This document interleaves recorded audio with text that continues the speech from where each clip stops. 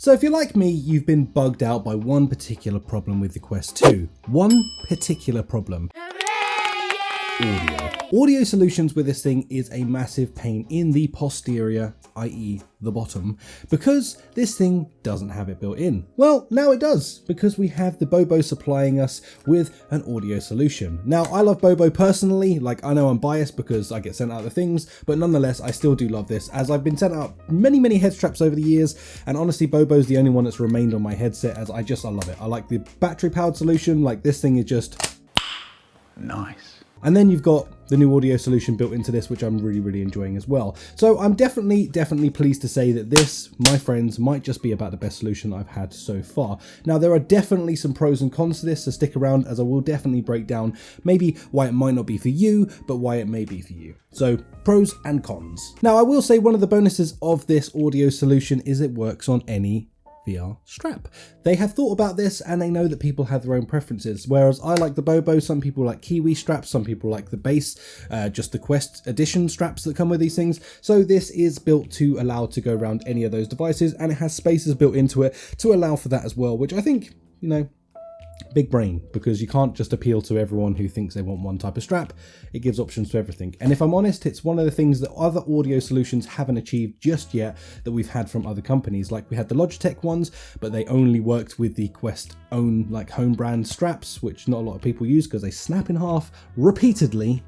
That's a joy. And then we had the Kiwi solution, but again, it was built into the head strap. So it's really a one and only solution for the Kiwi head strap users. Now, I think before we do anything, let's dive into the installation of this thing. Super duper simple, very easy to get into and install this thing. It took me all of about, I don't know, maybe 3 minutes maximum. So let me show you that quickly.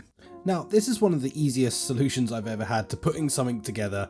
It was so simplified. Everything comes in the box that you could possibly need to do this, including obviously the headphones and a jack cable that goes between the two headphones. You also get replacement cups if you want on-ear headphones rather than off-ear. These are just magnetically applied and nice and soft. Now, locators are on the insides of both of these for left and right so that you can't mix it up. You slide and glide those bad boys on and plug in the audio jack. Then put the audio jack between the two right and left ears, and then you tuck that cable in and out of the way. So now you've got this thing installed. Easy peasy, lemon squeezy. If you lift the headphones up, they absolutely mute themselves, which I think is a really cool feature. Bring them back down into your ears, that music and the sound comes back. So I do like that feature about these. I think it's very cool. There is, I think, 4 different sound profiles built into this thing. So you turn it on and then you have a little mode button, which is pretty easy to push and nice and easy to locate as well, actually, when you're in VR. As you all know, we don't want to fumble around trying to find buttons, so it's quite nice and located, just dee done. Personally, the profile I like the most is just the game profile. It's probably the flattest and easiest sort of to accept all the types of different sounds that you're going to hear in a game. You can do things like bass boost, but to me it didn't really sound great, I'm going to be honest with you. And really the other profiles in general didn't appeal to my ears. Now, of course, your ears are going to be different, so you may like one of the other profiles more. I just urge you to flick through them with a game, something like Beat Saber or something, and really just get that feel of what one is going to be right for you. Now to dive into some pros and cons of these things. A massive con, in my opinion, is if the battery is getting low, static is freaking real. Like, this thing is static central, so you must make sure you keep this thing charged, which honestly isn't that hard work. It has a USB-C in the bottom, which allows you to charge it and give you about 6 to 8 hours worth of life in this thing. Pretty good, to be honest with you. Of course, if you have a Bobo strap, you can just literally use the one that powers the headset. You can just take that one out and plug it into it, and infinite power is achieved. So from that side of things, it really irritated me when I first got out of the box, because I was like, damn, this thing is absolutely broken. I reached out to a few other creators that had had themselves, and I said, hey, is yours doing this? Because mine seems to be broken. Well, turned out to be a user error. Really, I should have known to charge this thing straight out of the box and given it some life, as that's kind of important. Now, some other things to note on the con side of stuff.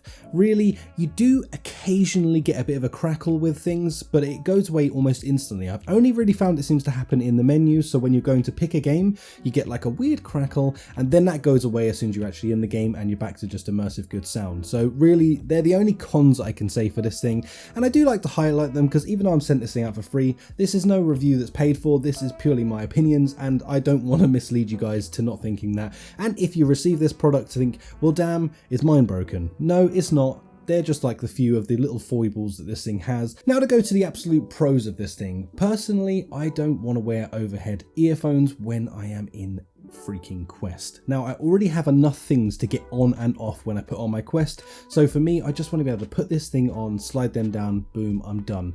Before you end up then foibling around trying to plug a bloody jack lead into your ear headphones whilst trying to have them on, and for me as a recording, like I do a lot of recording in mine, so I'm forever lifting it up and down, pain in the bottom, really one of the things that was annoying me the most. So if you're the kind of person that's A, either recording a lot, or B, maybe like a family member, so you need to be checking to see if like the kids are running around or if something's going on and you're forever lifting up and down your headset and it's kind of getting to you, then this is definitely a solution for you, and so much easier, let me tell you, so much easier. So absolutely worth the money in my opinion, and I do think it's very well justified. Of course though, it comes down to everything. In this economical community and world that we are living in currently, then maybe you don't really want to spend £100 on a headphone solution if you've already got one. Totally understandable. Don't feel like you have to rush out and get this thing. It's not going to change your life. It's just a convenience thing. If you can afford this, then it's worth the money. If not, you're really not missing out on anything. It's not going to bring your experience up to a new level or anything else. It's just a pair of headphones that are stuck to your head instead of, you know, not being. Anyway, if you enjoyed this, like, and I will catch you in the next one. Peace out. Goodbye.